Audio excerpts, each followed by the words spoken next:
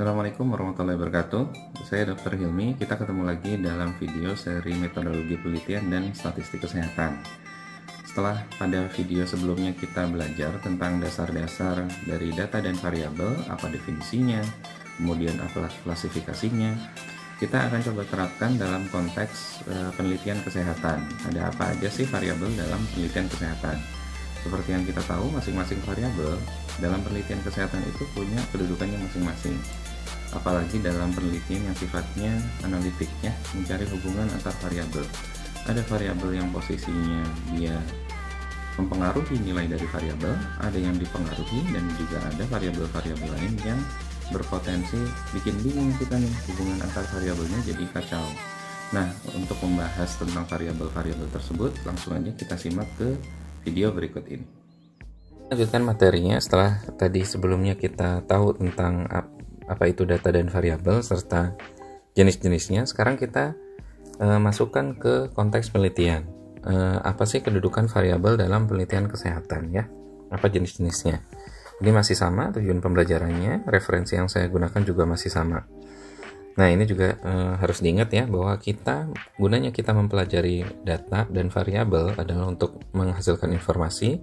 Informasi ini kita gunakan untuk mengambil keputusan apapun itu, baik kebijakan, untuk praktek, untuk terapi ke pasien, untuk diagnostik, dan seterusnya. Dan disinilah ilmu statistik berperan, makanya kita perlu belajar. Nah, sekarang kita mulai dengan pertanyaan ini. Kita pengen meneliti, ada nggak sih hubungan antara pengetahuan sama perilaku santri di pesantren otomatis ya, terhadap upaya pencegahan skabies. Jadi kalau santri pinter gitu ya, dia tahu tentang skabies itu apa, cara mencegahnya gimana dan segala macam, ada pengaruhnya nggak, berhubungan nggak ke perilakunya? Apakah dia jadi lebih bersih nggak atau tetap jorok gitu ya? Nah, kalau kita punya penelitian seperti ini, otomatis coba ada berapa variabel di sini, karakteristik yang melekat pada santri. Ada 2 variabel. Yang pertama adalah pengetahuan santri, yang kedua adalah perilaku santri gitu. Nah, itu posisinya sama atau tidak? Berbeda gitu ya. Kalau di sini kita bisa duga secara umum bahwa kalau pengetahuannya bagus, mudah-mudahan perilakunya juga bagus gitu. Jadi ada variabel yang mempengaruhi variabel yang lain. Di sini yang mana? Apakah pengetahuan mempengaruhi perilaku, atau kalau perilakunya bagus pengetahuannya jadi baik? Sepertinya lebih cocok hubungannya yang pertama ya.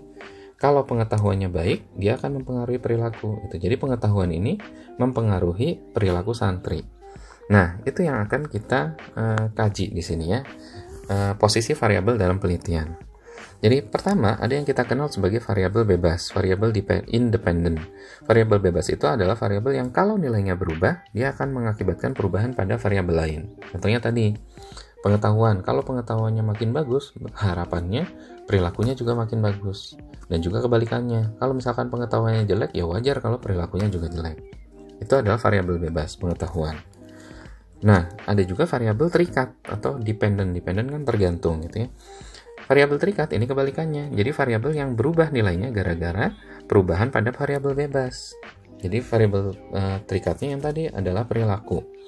Kalau misalkan pengetahuannya jelek, perilakunya juga ikutan jelek. Nah, jadi perilaku ini berubah seiring dengan perubahan variabel bebas. Nah, tapi ada variabel juga yang bisa merancukan hubungan antara variabel bebas sama terikat. Kita sebut sebagai variabel confounding. Dia berpengaruh ke variabel bebas dan juga variabel terikat, tapi bukan memperantarai. Karena kalau memperantarai, ini ada lagi namanya variabel intervening atau variabel antara. Nah, hubungannya seperti apa? Kita coba ya, kita kaji. Kembalikan ke pertanyaan yang tadi. Nah, pada pertanyaan penelitian ini, apakah ada hubungan antara pengetahuan dan perilaku santri? Bisa kita tahu bahwa variabel bebasnya adalah pengetahuan. Kemudian perilaku adalah variabel terikat karena dia dipengaruhi oleh tingkat pengetahuan. Nah, ada yang namanya variabel antara intervening. Jadi dari pengetahuan, apakah otomatis perilakunya baik? Belum tentu. Jadi pengetahuan itu biasanya dinalar dulu. Si santri itu milih-milih dia mau percaya atau enggak ya. Karena bisa jadi orang dia tahu, tapi nggak diterapkan ke perilaku sehari-hari karena dia nggak yakin dengan ilmu itu benar atau enggak. Nah, itu adalah sikap. Jadi sikap di sini adalah variabel antara. Jadi harus pengetahuan dulu, jadi sikap, dari sikap jadi tindakan atau perilaku. Nah, ada juga variabel yang lain yang di luar hubungan antara pengetahuan sama perilaku secara linear tadi, yaitu misalkan situasi atau kondisi lingkungan gitu ya. Jadi kamarnya ya memang begitu gitu ya. Situasi dari pesantrennya ya bantalnya, satu kamar teh harus berapa anak dan segala macam. Itu di luar kontrol dari si santri itu. Jadi ini adalah variabel perancu. Karena bisa jadi pengetahuannya baik tapi perilakunya jelek. Gara-gara faktor apa? Faktor si lingkungannya nggak mendukung. Nah, kumaha gitu ya, gimana lagi? Memang lingkungannya kotor dan itu bukan kendalinya si santri ini gitu ya, jadi kita nggak bisa kontrol itu adalah variabel perancu. Jadi bisa nggak misalkan hasil yang kita dapat ada santri yang pengetahuannya sih baik tapi perilakunya buruk. Nah, bisa jelas ini yang saya jelaskan tadi, gara-gara ada variabel perancu. Jadi pengetahuannya baik tapi dia ada di kamar yang orang-orang sekitarnya teh, santri-santri yang lainnya teh pada jorok gitu, jadi dia nggak bisa ngapa-ngapain, nggak bisa nyuci bantalnya karena nggak ada deterjen gitu ya, nggak bisa ngerendam air panas karena nggak ada air panas di untuk ngerendam spraynya gitu ya, nggak ada air panas di pesantrennya. Nah, itu adalah variabel confounding dan itu harus kita kontrol supaya kita bisa mendapatkan hubungan yang objektif antara variabel bebas dan terikat. Nah, bagaimana cara menyingkirkan atau cara mengontrolnya?